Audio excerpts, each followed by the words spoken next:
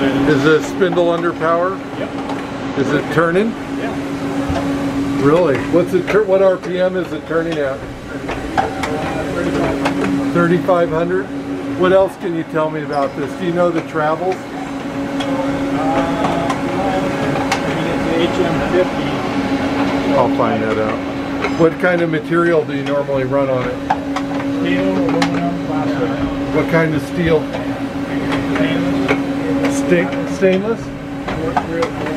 304 stainless, aluminum, plastic, you said? Aluminum, plastic, titanium, and magnesium. And you just replaced the spindle assembly? On this one.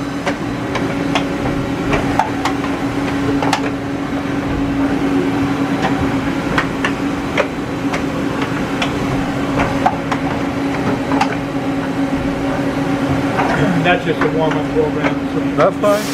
That's good enough. That's all I need to see.